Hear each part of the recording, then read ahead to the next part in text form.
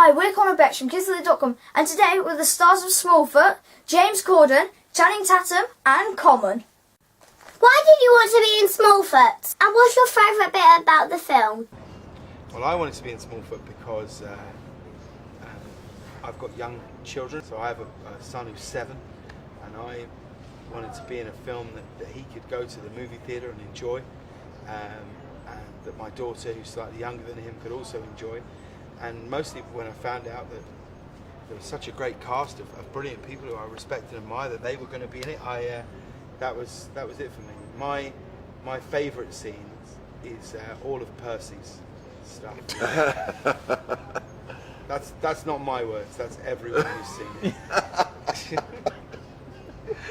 Yeah, well, I wanted to be a part of it because I love things that affect kids, like kids your age, things that you all pay attention to.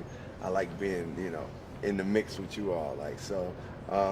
When I knew that this film was being presented and I was potentially going to be a part of it, I found out the cast. By then it was Channing and James, and also LeBron and Gina and Zendaya. So I was like, this is an incredible cast, and I just was excited about it. And then playing a villain I didn't look at him as a villain, but he is, someone who's holding truth and holding lies too. So I wanted to play that character because it was a little bit different and complex. For the first meeting, when they told me about the film, told me about the story, I've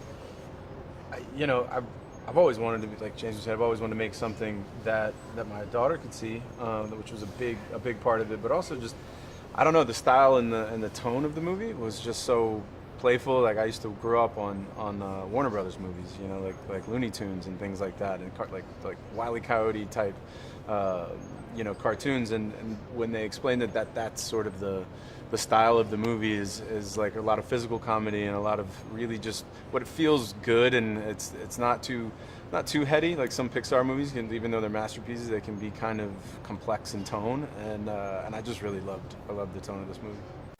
What's the coldest place you've ever been to in the world, and why did you go there? I went to Iceland and I tried to do a glacier crossing, and we failed. We got caught in a 2-day whiteout. No way. Yeah, had to be rescued off the glacier. Oh my goodness me. It was brutal. It was really brutal. I won't be doing it again, I can promise you that.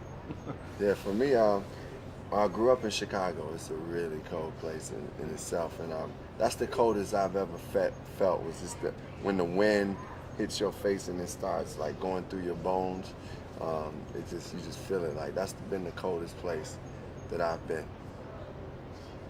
The coldest place that I've been was earlier today when these two guys were chatting, and I came over and tried to join in, and they just looked the other way, and it was. Yeah, it's icy. It was cold to the core. We tend to do that to this guy. Yeah. It was a nice out. Yeah, no, also I went to a movie theater, had a slushie, and I held it for too long and got a headache. It's true. One of my favorite parts of the movie is when Percy just gets frozen to a popsicle. Do you think Bigfoot is real? If yes, why?